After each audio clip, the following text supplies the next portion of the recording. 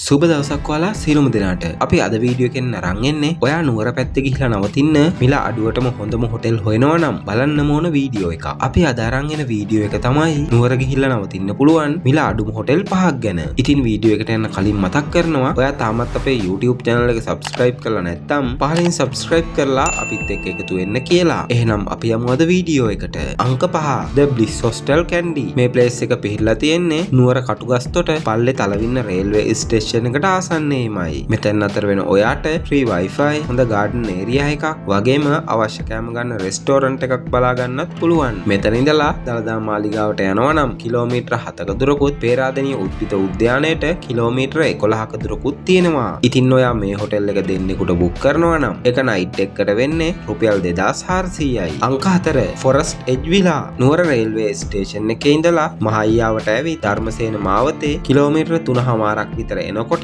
ඔයාට මෙතනට ළඟා වෙන්න පුළුවන්. රෙස්ටෝරන්ට් එකක්, ගාඩන් එකක්, වගේම ලස්සන මවුන්ටන් විව් එකකුත් ඔයාට මෙතනදි බලා ගන්න පුළුවන්. පේරාදෙණිය උද්භිද උද්‍යානයට කිලෝමීටර 8ක දුරකුත්, දලදා මාලිගාව වැඳ පුදා ගන්න යනවා නම් කිලෝමීටර 3.5කුත් තියෙනවා. මේ හොටෙල් එකේ දෙන්නෙකුට මුදල වෙන්නේ එක නයිට් එකකට රුපියල් 3200යි. අංක 3 Inside Out Nature Villa. නුවර නගරේ ඉඳලා ලේවැල්ල පැත්තට කිලෝමීටර 5ක් විතර ආවොතින් ඔයාට මේ ප්ලේස් එකට එන්න පුළුවන්. free wifi, රෙස්ටෝරන්ට් එකක්, ගාඩන් එකක් සහ ලස්සන මවුන්ටන් විව් එකකුත් මෙතනදී ඔයාට බලා ගන්න පුළුවන්. දලදා මාලිගාව වැඳ පුදා ගන්න යනවා නම් කිලෝමීටර 5කුත්, බහිරවකන්ද පන්සල බලන්න යනවා නම් කිලෝමීටර 6ක දුරකුත් තියෙනවා. ඉතින් මේ හොටෙල් එක දෙන්නෙකුට ගන්නවා නම් එක නයිට් එකකට වෙන්නේ රුපියල් 5000යි. අංක 2 වෙන්ඩෝල් මාලිගා එජ්. නුවර නගරේ ඉඳලා තැන්න කුඹුර පැත්තට කිලෝමීටර 3.5ක් එනකොට ඔයාට මේ තැනට එන්න පුළුවන්. මෙතනදී free wifi, TV, මිනි බා එකක්, වගේම ලස්සන මවුන්ටන් විව් එකකුත් ඔයාට බලා ගන්න පුළුවන්. දලදා මාලිගාවට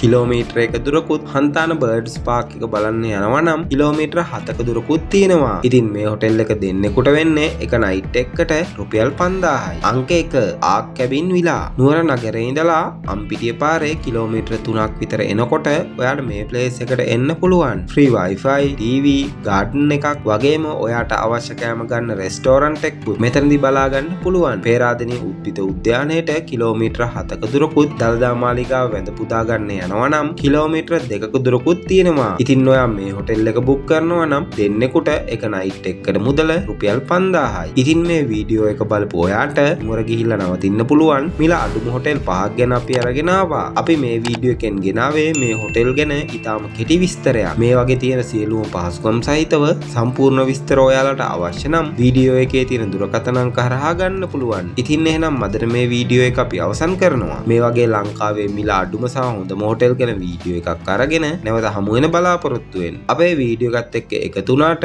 ඔබට බෙහෙවින්ම ස්තුතියි.